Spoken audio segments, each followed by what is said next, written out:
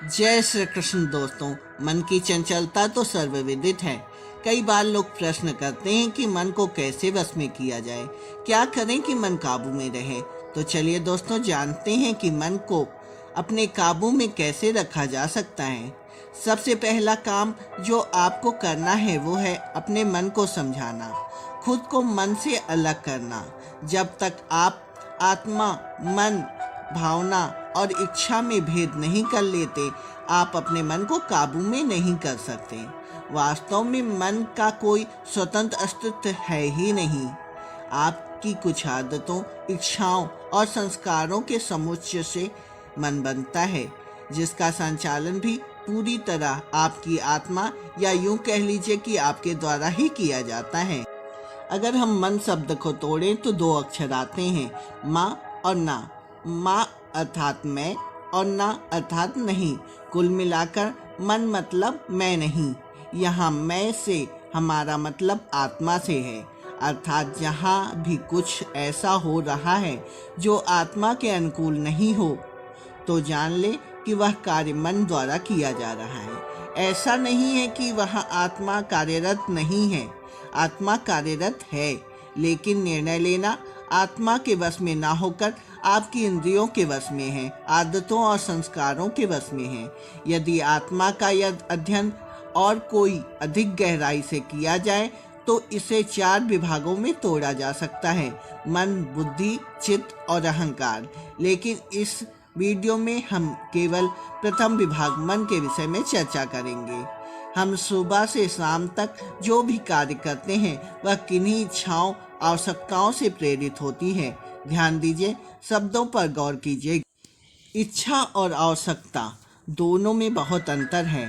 हर आवश्यकता एक इच्छा होती है, लेकिन हर इच्छा की आवश्यकता हो यह जरूरी नहीं है। अब सारा खेल इन्हीं दो को समझने में है। तो आइए दोस्तों, अब हम कुछ व्यवहारिक उदाहरणों से समझने की कोशिश करते हैं। मान लीजिए आप पानी पी रहे हैं।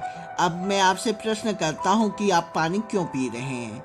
इसके जवाब हो सकता है, पहला मन हुआ, इच्छा हुई। दूसरा प्यास लगी थी, आवश्यकता हुई। ऐसा ही आप अपने दैनिक जीवन के हर कार्य में देख रहे हैं।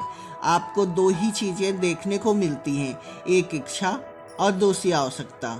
मन का सारा खेल इन दोनों को समझने में है। अब आप अपनी इच्छा और आवश्यकताओं में अंतर करना सीख लेते हैं तो आप मन को समझ लेते हैं, और हमें यही तो करना ही है। अब आती है बात जिद की।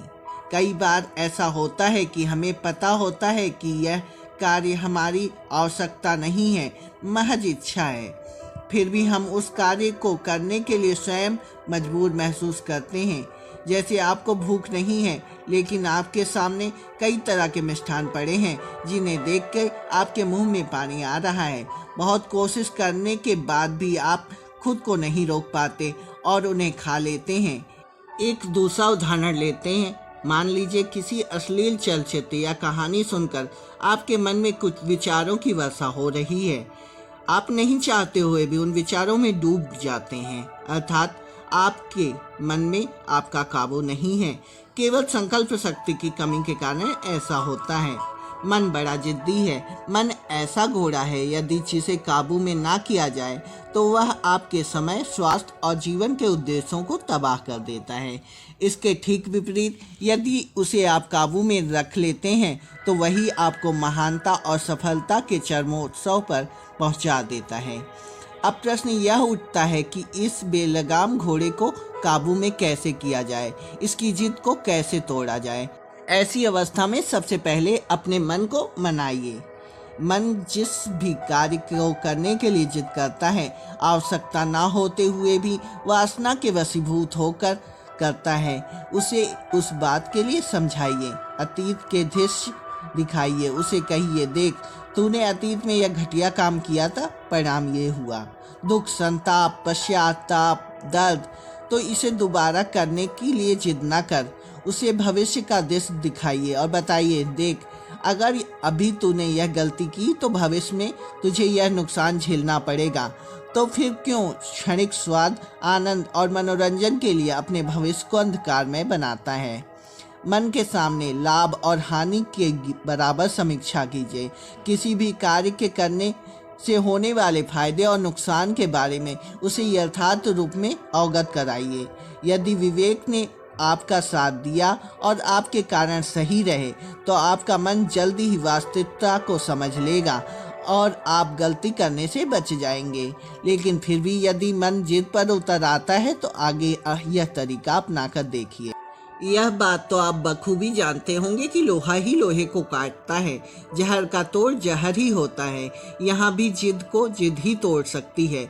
जिद का मतलब है विवेकपूर्ण दृढ़ संकल्प शक्ति। जब पानी सर से ऊपर निकल जाए, जहाँ समझाने से काम ना चले, वहाँ मुकाबले के लिए तैयार रहना चाहिए। उस युद्ध को अपनी प्रतिष्ठा का प्रश्न बना लेना चाहिए। जिस भी बुरी आदत से आप छुटकारा पाना चाहते हैं, उसे अपने दुश्मन की तरह देखना शुरू कर दीजिए। उससे घृणा कीजिए, उसे चुनौती समझिए और दृढ़ संकल्प शक्ति पूर्वक अपने मन को चुनौती दीजिए कि तू मेरा कुछ भी बिगाड़ नहीं सकता।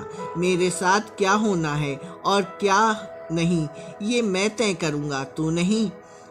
यह एक ऐसा तरीका है जिससे बुरी से बुरी आदत को भी आप आसानी से छुड़ा सकते हैं। लेकिन विवेकपूर्वक समझाने से यह सुविधा होगी कि वह आदत हमेशा के लिए छूट जाएगी।